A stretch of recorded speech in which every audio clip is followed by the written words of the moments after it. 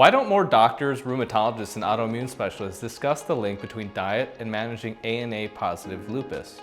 In this video, I'm going to break down the most effective dietary strategies for managing ANA positive autoimmune disease from the perspective of a gut microbiome expert and a surgeon. Over the past decade, I've worked closely with patients dealing with lupus, and the insights that I'm about to share with you have been life-changing for many of them. If you or someone you know is struggling with lupus, stick around. This information can make a significant difference.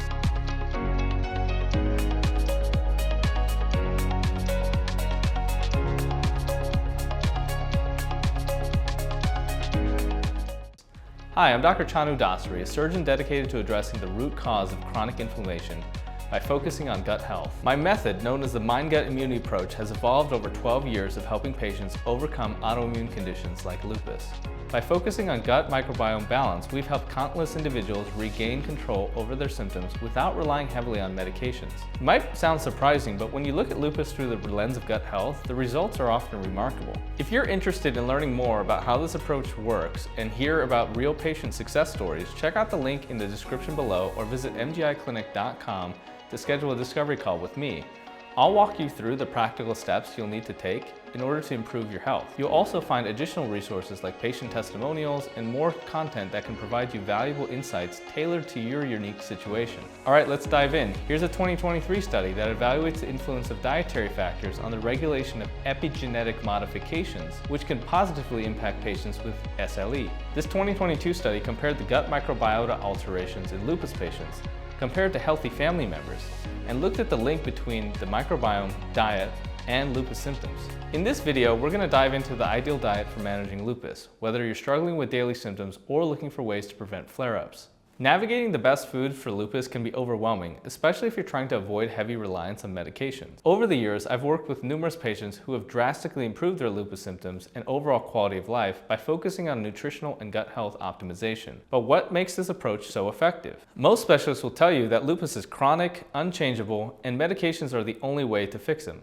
However, based on clinical experience and emerging research, it's clear that this conventional approach often overlooks critical factors. In this video, I'll break down the optimal diet for lupus, common mistakes people make, and how you can take control of your health recovery. All right, here's the first key point: the importance of phytonutrients. Numerous studies highlight the significant role of phytonutrients in managing lupus. Here's a 2019 study of the effect of curcumin, a natural polyphenol compound, and how it attenuates lupus symptoms. This 2015 study explores the connection between diet, gut microbiome, and lupus, focusing on how specific dietary components like fibers and polyphenols influence gut bacteria in lupus patients. And this one from 2022 evaluates the role of probiotics in modulating the gut microbiome and their potential therapeutic benefits in managing lupus. You've probably heard how crucial phytonutrients are for managing inflammation, especially in autoimmune conditions like lupus. There's a lot of research to back this up, but let's cut to the chase and focus on what really matters. Phytonutrients are natural compounds found in plants. Think fruits, vegetables, herbs, and spices. You might recognize them by names like antioxidants, flavonoids, or superfoods.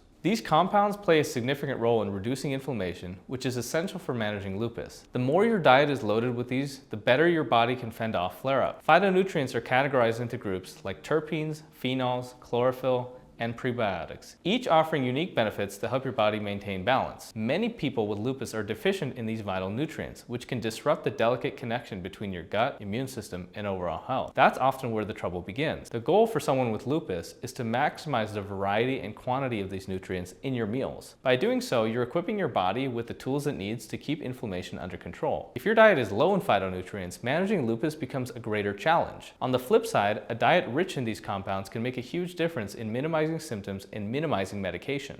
I strongly recommend incorporating as many phytonutrients as possible into every meal. Think of every meal as an opportunity to nourish your mind, heal your gut, and support your immune system. And skipping these opportunities can leave you vulnerable. The key takeaway is that phytonutrients are your allies in managing lupus. It means you can come off of steroids, methotrexate, hydroxychloroquine. If your diet is lacking these, it's no wonder you're still dealing with persistent symptoms that require medication. But with a nutrient-dense diet, you're giving your body a better shot in controlling inflammation and staying on top of your condition. The second point I want to make is there are specific nutritional needs and macro counting that needs to occur in individuals with lupus. Over the last few years, intermittent fasting has become widely popular, with many claiming its anti-inflammatory effects. But I'm here to tell you that for conditions like lupus, intermittent fasting isn't the miracle miracle that it's made out to be. And in fact, it may do more harm than good. A recent 2024 study even found that intermittent fasting increased the risk of cardiac death by 91%. That's a steep price to pay for just skipping meals. Despite these risks, many people, including those with lupus, still believe that fasting is the answer. In the short term, it may seem like an effective solution because you're not feeding the bad bacteria in your gut that drives inflammation. But over time, with continued fasting, issues start cropping up. You can easily calculate your BMI using this BMI calculator on our website, and by entering your height and your weight. If your BMI is below 18 and you have lupus, you're at serious risk. I've treated patients with BMI as low as 13, which can be quite severe. And when you have low BMI and lupus, it means your body is in a catabolic state, breaking down protein rather than building it up, leading to more severe symptoms and slower recovery. The key to managing your gut health and reducing lupus flares isn't about cutting out food. It's about eating in a way that supports your body's healing process. Too many people give up on finding the right foods and end up skipping meals, which only worsens the situation. When it comes to figuring out the best macronutrient balance for managing lupus, focus on fats, carbs, and protein. If reducing inflammation is your goal, aim for about 50% of your daily calories from healthy fats, with the other 50% split evenly between carbs and protein. This ratio is based on years of experience and patient outcomes, rather than a one-size-fits-all approach. Now, if you're looking to lose weight, you might need to adjust those ratios by lowering your carbs and fats while increasing your protein. Conversely, if you're aiming to gain weight, increasing your calorie intake and balancing carbs, fats, and proteins is essential. Tracking your macros might take some time getting used to, but it's worth the effort. By fine-tuning your nutrition, you can not only boost your energy levels, but also give your body what it needs to manage lupus symptoms more effectively in the long run. So the impact of macronutrient ratios on lupus and gut health is quite evident. Balance of macronutrients, carbs, fats, and proteins plays a critical role in your gut microbiome,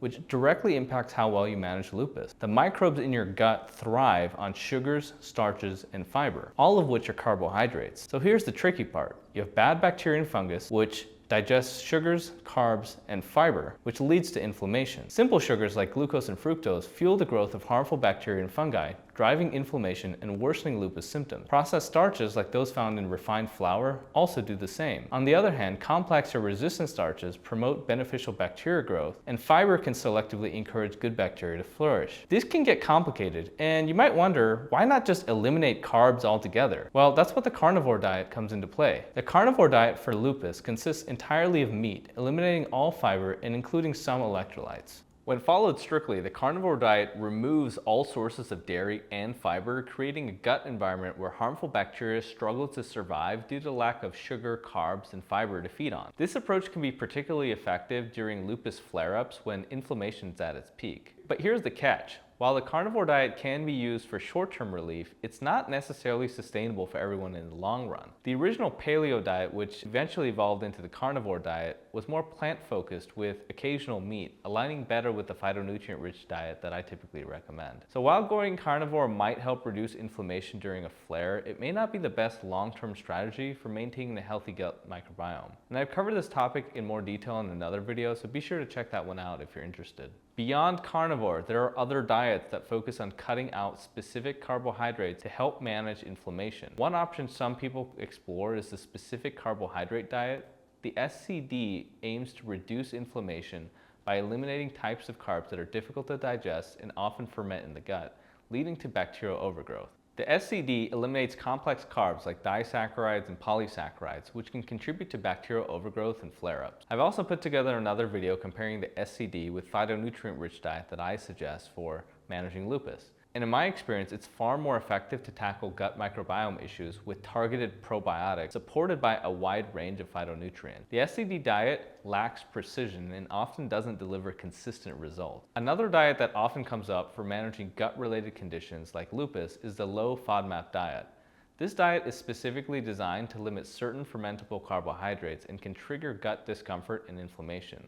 Let me break it down for you. FODMAPs are short-chain carbs and sugar alcohols that are poorly absorbed in the small intestine, leading to fermentation and gut issues. They can include fermentable oligosaccharides found in foods like wheat, onions, and garlic, disaccharides found in lactose-containing foods like milk and yogurt, monosaccharides found in fructose-rich foods like apples and honey. You can also have polyols found in sugar alcohols and certain fruits like cherries and plums. There's an elimination phase of this diet, which is helpful if you're in a lupus flare, where all the high FODMAP foods are removed for like 4 to 6 weeks to achieve symptom relief. And then there's a reintroduction phase based on your individual food triggers. But with so many diets that restrict carbs and fiber, you may be wondering which ones actually work for inflammation and the gut microbiome. The challenge with many of these diets is that they don't directly address the root cause, which is gut microbiome dysfunction. At the core, you have bacteria that process carbs, leading to overgrowth and the production of harmful byproducts. This is common in conditions like SIBO and Candida,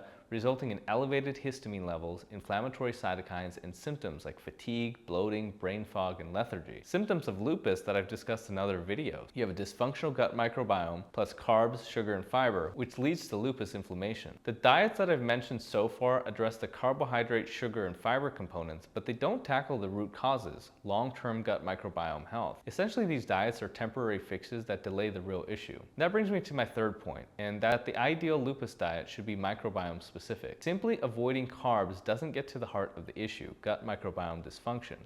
The only way to effectively manage this is with targeted phytonutrients and specialized probiotic formulations. Creating the perfect phyto diet requires a strategic approach and a deep understanding of how the gut works. This is where the mind-gut immunity approach comes into play. We start by recalibrating the gut microbiome with precision probiotics, and these aren't your typical store-bought probiotics. They're clinically backed and designed specifically for gut-related issues. You don't need high CFU counts, multiple strains, or refrigeration. All you need are 4 precise strains that establish a protective biofilm in the gut, helping to keep bad bacteria in check. To maintain these healthy colonies, phytonutrients are key, and they're mostly found in plant-based foods. Certain proteins can trigger immune responses in lupus, leading to inflammation. For example, some complex proteins may provoke flare-ups, so it would be wise to be cautious with them. However, it's easy to take these dietary approaches way too far. For example, a vegan or strictly plant-based diet might seem beneficial, but is usually too extreme for individuals. The vegan diet is a plant-based regimen that excludes all animal products, including meat, dairy, eggs, and honey, and it focuses on a variety of plant-based foods to meet nutritional needs. When looking at the vegan diet for lupus, the major issue with this diet is that many people don't consume enough protein,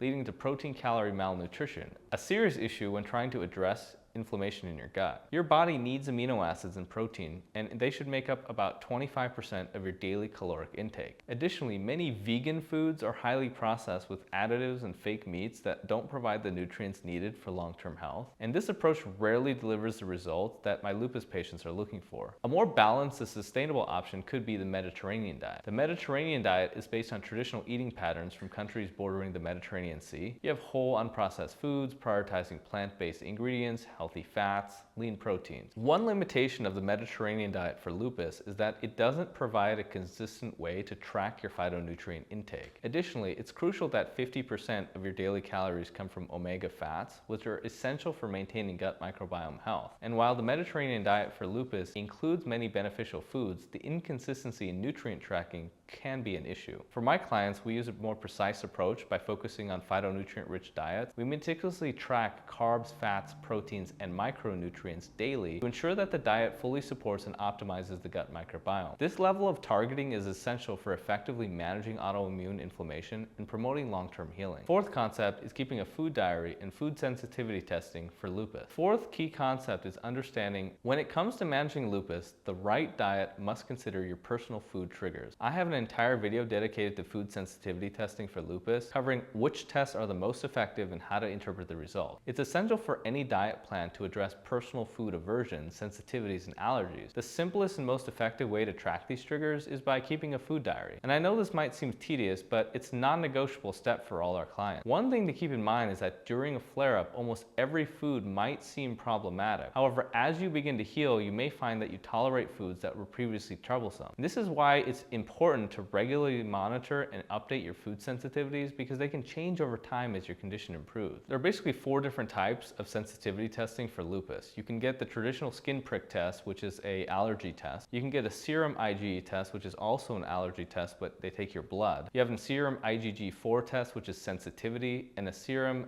mediator release test, which is the newest test, which also checks for sensitivities to foods. I frequently review these tests for lupus clients, guiding them through what the findings mean for their diet and overall health. If you're interested in a deeper dive into understanding food sensitivity tests for lupus, I have a detailed video on that topic as well. In it, I cover the different types of diets, their pros and cons, the best time to get tested, and for instance, it's not ideal to test during a flare due to the high likelihood of false positives. Testing when you're in a more stable condition provides a clearer picture of what's truly causing sensitivity. So the last couple diets I'll mention have to do with these sensitivities. The AIP diet is designed to help manage autoimmune diseases by reducing inflammation and promoting gut health. It's a stricter version of the paleo diet and focuses on eliminating potential dietary triggers of inflammation and autoimmunity. The diet typically progresses through several phases. First, you have an elimination phase where you're eliminating all the foods that may cause inflammation or immune reactions. These can include things like grains, legumes, dairy, eggs, nuts, seeds, nightshades. And then you have a reintroduction phase where you gradually reintroduce these eliminated foods one by one to identify which triggers are present for your symptoms. And this helps personalize the diet to each individual person. Then there's a maintenance phase where you can maintain a diet and avoid the triggers while focusing on nutrient-dense anti-inflammatory foods. Same is also true for a low histamine diet. The only reason I'm mentioning it here is that it often makes its way into conversations about inflammation, and the idea here is that you avoid foods that trigger histamine commonly.